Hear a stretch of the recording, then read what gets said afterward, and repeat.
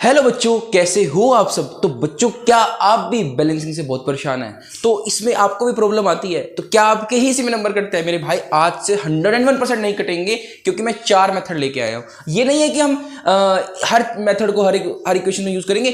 कुछ selected method होते हैं जो, और कुछ सिलेक्टेड इक्वेशंस में यूज करेंगे, उससे हमें अच्छे रिजल्ट मिल सकता है। मैं आपको पहले तो 4 मेथड बताता हूं हमारे पास कौन कौन से हैं। पहला जो मेथड होता है हमारे पास, वो होता है हिट एंड ट्रायल।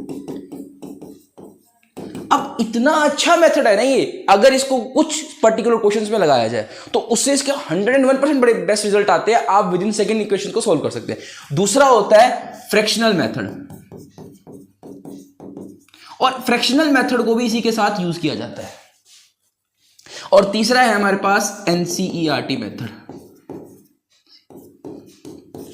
और चौथा होता है एबीसीडी मेथड। अब एबीसीडी में टाइम लगता है, लेकिन अगर कोई बहुत कॉम्प्लेक्स इक्वेशन फंस गई है ना आपके पास, तो एबीसीडी मेथड आपको सोल्व कराने में बहुत हेल्प करता है। तो हम पहले हिट एंड ट्रायल का यूज करेंगे सिंपल क्वेश्चन के लिए, क्योंकि अब एग्जाम के अंदर हर एक क्वेश्चन मुश्किल नहीं आने वाला। कुछ एग्जाम से जो आसान क्वेश्चन आएगा तो उसको हम हिट एंड ट्रायल या फ्रैक्शनल मेथड से सोल्व करके आपका बहुत सारा टाइम बच सकता है, और उसको आप किसी फिजिक्स के मुश्किल न्यूमेरिकल में कर सकते हो। तो यही फर्क होता है आपके अंदर और टॉपर्स के अंदर। आई बात समझ में? चलते हैं हम अपने क्वेश्चंस की तरफ।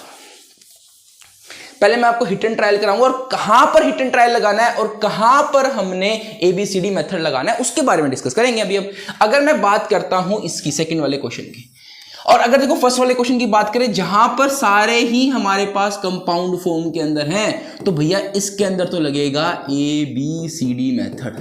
सिंपल सी बात है, इसको कराएंगे हम अगले वीडियो के अंदर।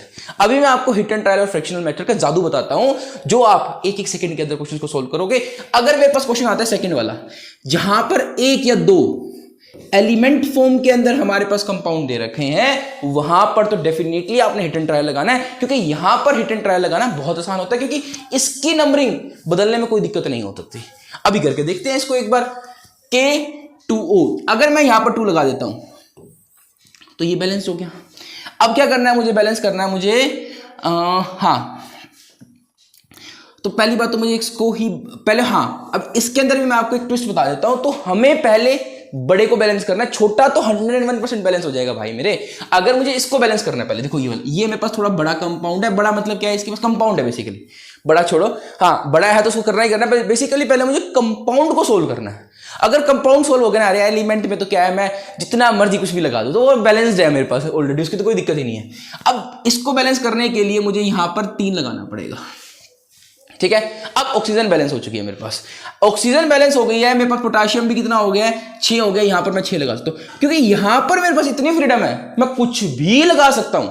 और इसके अंदर मैं क्या करूंगा, बस अब यहां पर 2 है तो यहां पर भी मैं लगा दूंगा 2, बैलेंस्ड। क्यों मैं जाऊं एबीसीडी के अंदर? बहुत टाइम लग जाएगा। इसीलिए हर मेथड को अपनी जगह लगाने का भी टेक्निक होती है, वो मैंने आपको बता दी।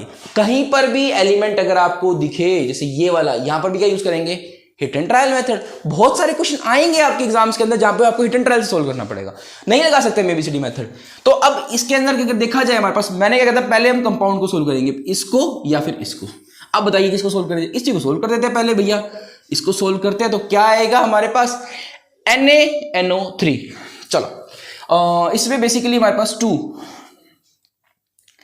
यहां पर हमें हाँ जी। तो पहले हमें मुझे ऑक्सीजन को बैलेंस करना देखना पड़ेगा, क्योंकि ऑक्सीजन का अमाउंट ज्यादा है यहां पे। अगर मैं यहां पर 3 लगा देता हूं, ऑक्सीजन बैलेंस हो जाएगा।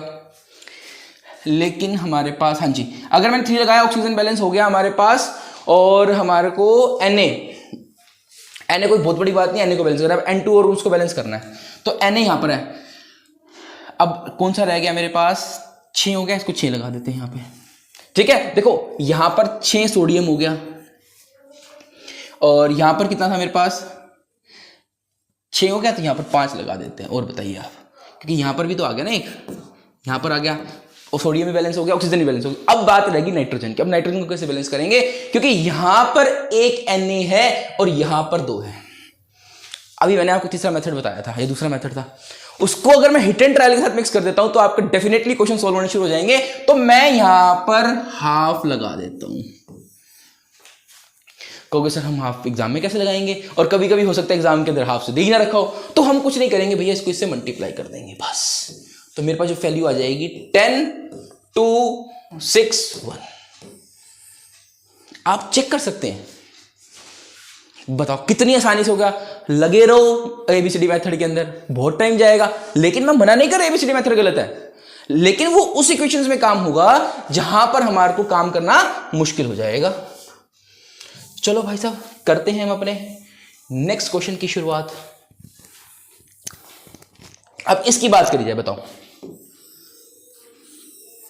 विद इन सेकंड, अरे सेकंड भी छोड़ो यार, आप माइंड के गेम के अंदर देखते दिमाग में आ जाएगा आपके। मैंने फ्रैक्शन मेथड लगा दो, इसको मैं 1/4 कर देता हूं, हो गया क्वेश्चन सॉल्व। बस 4 1 4। एक क्वेश्चन और करके दिखाता हूं। अब जैसे ये वाला मेथड क्वेश्चन है मेरे पास, इसको भी क्या है, हिट एंड ट्रायल का ही गेम है भाई भाई, और कुछ है ही नहीं। हमें बैलेंस किसको करना है, हमें ऑक्सीजन को बैलेंस करना है, बाकी तो सब कुछ बैलेंस ही है। बस मुझे क्या करना पड़ेगा, 5/2 लगा देता हूं मैं यहाँ पे। इसको फ्रैक्शनल मेथड बोल देते हैं हम। ये इधर चला जाएगा, ये इधर चला जाएगा, कितना हो जाएगा 2 5 2। बस दैट्स इट। क्यों इतने मुश्किल उसमें घुसना है। हाँ, अगर मैं जैसे ये वाला क्वेश्चन करूंगा, तुम्हें करवाऊंगा ये वाला क्वेश्चन, इसमें डेफिनेटली मैं तुम्हें एबीसीडी मेथड लगाऊंगा। अगर चलो 11th क्वेश्चन भी करके देख लेते हैं एक बार आपके कहने से। और आप भी, ये शीट भी मैं आपको शेयर कर रहा हूं, इस शीट को भी क्या करते हैं मेरे बच्चे, आप खुद सारी बाकी सोल्व करना। ये लास्ट क्वेश्चन करा रहा हूं मैं आज का, और कोई नहीं, 1-2 क्वेश्चन अगली वीडियोस के अंदर पहले इसके और ट्राई करके देखेंगे। और जो भी आपका डाउट आता है उसको कमेंट करिए, उसको मैं नेक्स्ट वीडियो के अंदर कवर भी कर दूंगा आपके लिए। अब NaO2 give rise to Na2O, तो कितना हो जाएगा भाई भाई, इतना आसान क्वेश्चन, ये कर देते हैं। Done done done done done, मजा ही आ गया यार। ये तो कितना हो जाएगा 4 1 2, ना हो तो बताओ।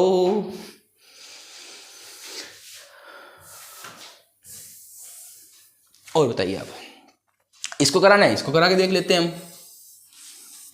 Al + S8 तो कितना हो जाएगा, इसको 3/8 कर देता हूं मैं, इसको 2 कर देते हैं, बस हो गया बैलेंस्ड। That's it. तो बस आज के लिए इतना ही। नेक्स्ट वीडियो में मिलते हैं नेक्स्ट वीडियो में मिलते हैं, और एबीसीडी मेथड के साथ उसमें जो भी आपके क्या कह सकते मुश्किल क्वेश्चन होंगे उसको सोल्व करेंगे। Thank you.